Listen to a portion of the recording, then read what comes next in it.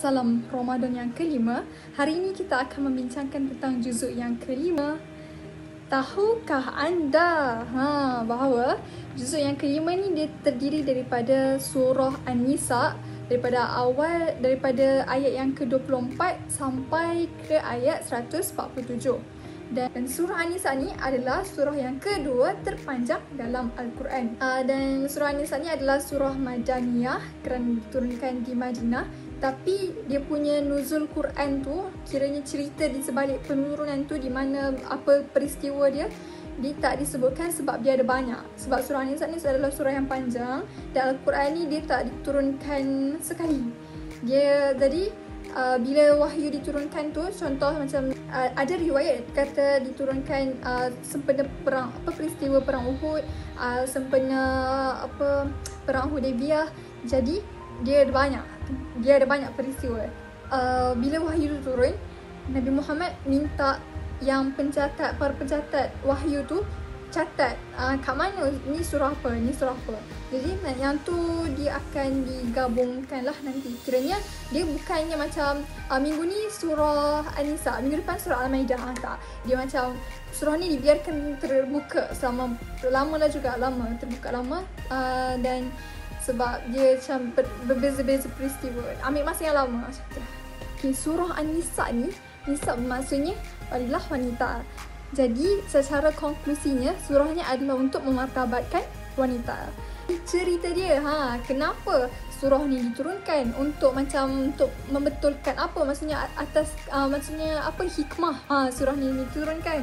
Okey, waktu jahiliah dulu ada banyak sangat peristiwa yang berlaku. Terlalu banyak, saya bagi contoh.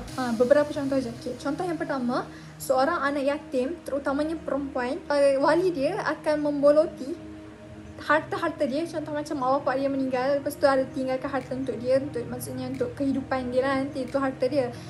Tapi wali dia, contoh macam pakcik dia ataupun datuk dia ataupun yang seumpama dengan dia, akan memboloti harta tu dan akan menindas budak tu. Yang kedua, seorang anak yatim perempuan dikahwinikan dengan anak wali dia tu, ataupun dikahwini dengan diri dia sendiri supaya harta dia tu dapat diboloti. Yang ketiga, perempuan yang kematian suami ataupun diceraikan, dijaga balik oleh wali dia, dan wali dia tu akan ambil harta dia ataupun akan tahan dia daripada berkahwin lain sebab nak boloti harta dia, semua pasal harta. Yang keempat, perempuan yang tidak diceraikan dan tidak juga macam berfungsi sebagai seorang isteri.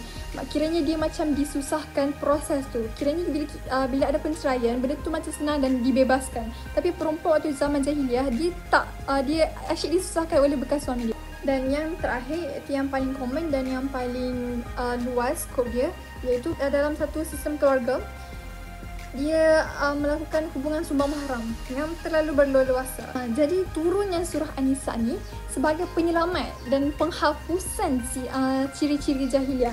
Di mana dalam konten surah An-Nisa, kalau macam korang baca nanti, dalam surah An-Nisa, konten dia kan, cara-cara hak-hak wanita, hak-hak anak yatim, pembahagian wasiat dan sebagainya.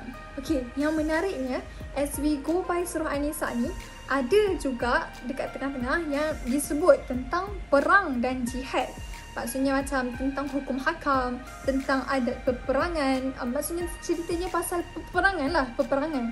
Tapi kenapa pernah tak terfikir macam kenapalah dalam surah An-Nisa yang pasal perempuan ni tiba-tiba keluar pasal peperangan, which is yang selalu yang akan terlibat ialah lelaki. Cerita dia tentang surah An-Nisa pada awal-awal tadi, kita tengok pasal kekeluargaan, maksudnya pendidikan dalam rumah. Dan pendidikan dalam rumah tu akan melahirkan manusia ataupun akan melahirkan pemuda yang hebat sampai dapat pergi berperang dan dapat mempertahankan negara, dapat mempertahankan agama. Jadi pentingnya surah An-Nisa ni pendidikan dalam rumah dulu.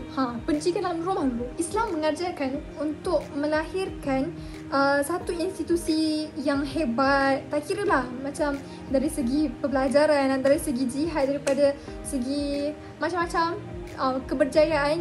Dia start dia adalah daripada rumah. Dan rumah tu ada siapa? Ada ibu.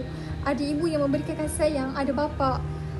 Dan pentingnya kalau kita nak melahirkan sebuah negara yang hebat, kita cakap besar lah kan, sebuah masyarakat yang hebat, maka mulalah dengan mendidik perempuan-perempuan tu supaya keluar daripada kancah jahiliah dan menjadi seorang Muslim yang hebat. Mempunyai ilmu, mempunyai fikrah yang baik, mempunyai pandangan yang baik. Dan kita nampak sirah yang hebat. Contoh macam dalam kisah Imam Ash-Shafii, mak dia suruh anak dia pergi belajar dekat Mesir. Suruh anak dia jangan balik rumah selagi tak habis belajar. Jenis ibu yang macam itulah yang akan melahirkan seorang imam yang hebat di dunia. Jadi jelas dalam Al-Quran, dalam surah An-Nisa, macam mana kalau maksudnya kalau masyarakat nak berjaya, dia kena mempunyai sistem kekeluargaan yang robani, supaya daripada situ pemuda akan melangkah lebih jauh, masyarakat melangkah lebih jauh, dan untuk menghilangkan kacau bilau yang berlaku di dunia ini.